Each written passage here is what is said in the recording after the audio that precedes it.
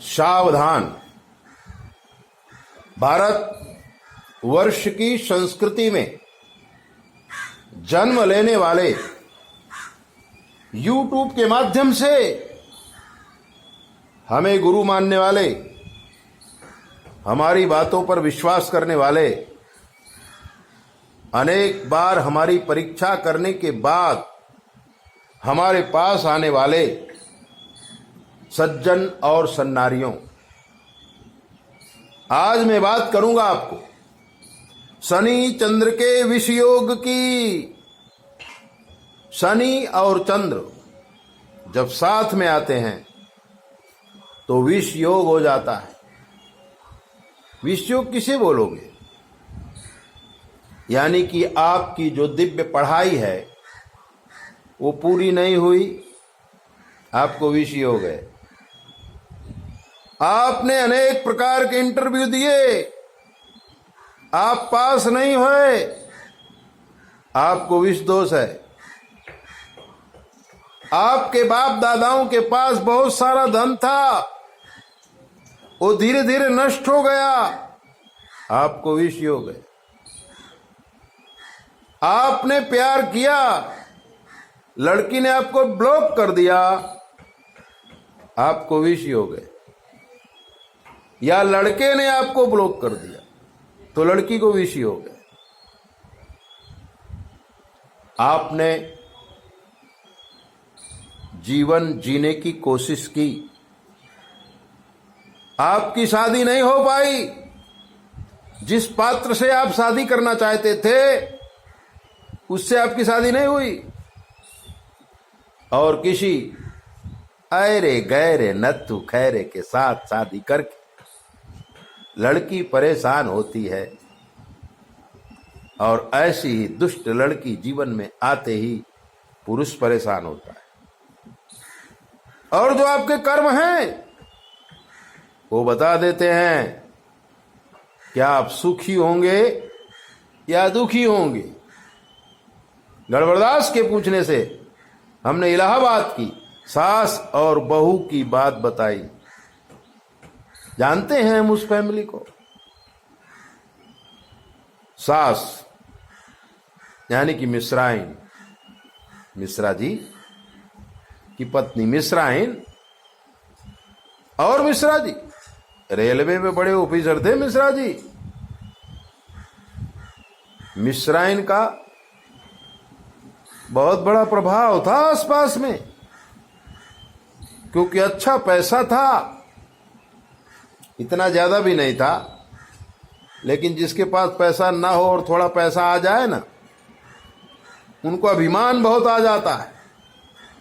मिश्रा जी कमाते खाते थे तो मिश्राइन को बहुत अभिमान था। आड़ोस पड़ोस के लोगों से झगड़ा करती थी। एक लड़का था, एक लड़की थी। लड़की की शादी चित्रकूट जिले में कर दिया था, और लड़की एक लड़के को लेकर, पति से डिवोर्स लेकर घर आ गई थी, क्योंकि जैसी मां वैसी बेटी। और सामने वाले पार्टी से काफी पैसा भी ले लिया था डिवोर्स करने का। मजे से मां बेटी मस्ती करती, बाजार से सामान ला ला करके खाती, घर में कुछ बनाती नहीं, क्योंकि पैसे की गर्मी थी। बेटा भी, लड़की का बेटा भी पढ़ रहा था 5वीं क्लास में। बेटी स्वतंत्र थी, इधर उधर घूमती रहती थी। अभी बारी आई लड़के की। जब लड़के की बारी आई तो लड़के की शादी इलाहाबाद के ही दुबे जी के घर हो गई। दुबे जी की लड़की साधना कितनी सुंदर थी, ग्रेजुएट किया था उसने। शादी हो गई, लड़की सीधी सादी थी, पति के साथ अच्छा प्यार था, लेकिन मां बेटी बारंबार पति के दिमाग में कुछ ना कुछ भर देती और पति बेटी साधना से झगड़ा करता और कभी कभी तो मार भी देता। लेकिन साधना सचमुच साधक थी। साधना सोचती थी भगवान ने मेरी किस्मत में यही लिखा है, ऐसा सोचकर वो चुप रह जाती। साधना को भी बेटा हो गया, एक बेटी हो गई, फिर एक बेटा हो गया, 3 बच्चों की मां बन गई। बड़ा बेटा 8 साल का हुआ।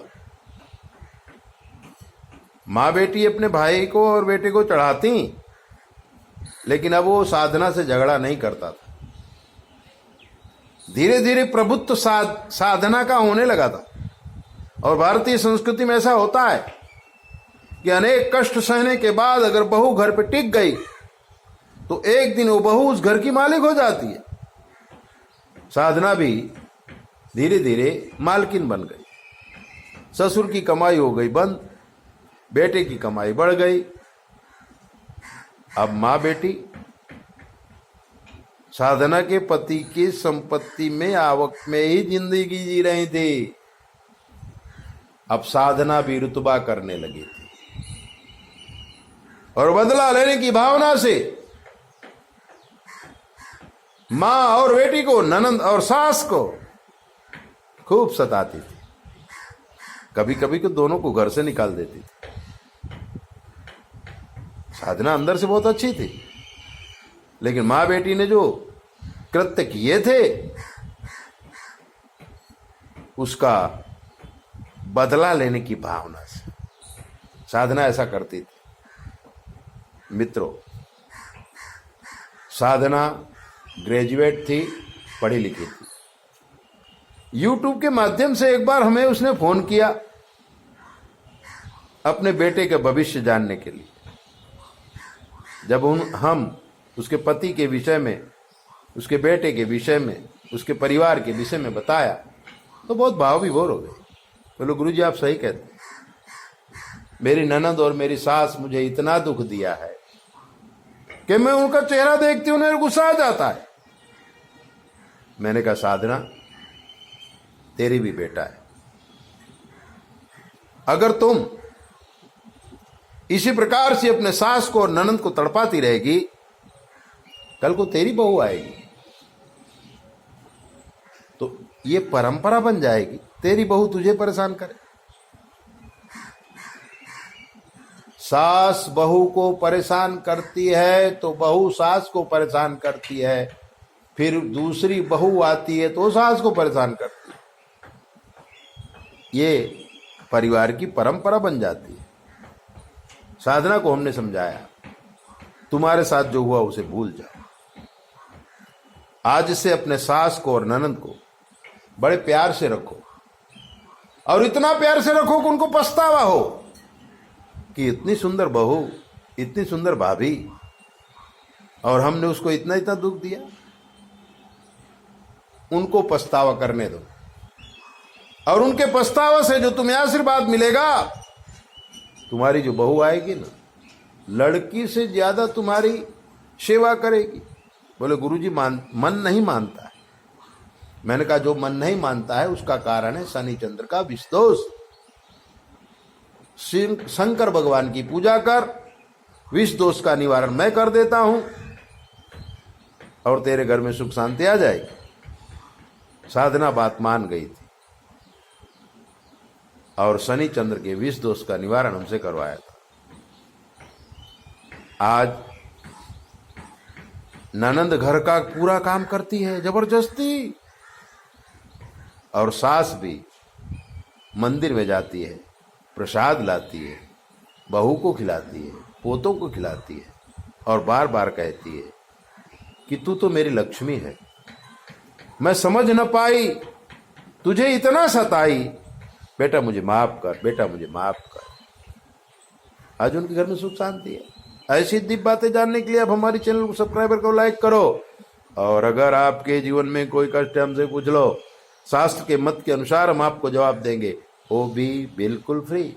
9825200108 पर फोन करके आप कुछ भी पूछिए, शास्त्र के मत के अनुसार हम आपको जवाब देंगे, वो भी बिल्कुल फ्री। जय बोले, अपना ध्यान रखो।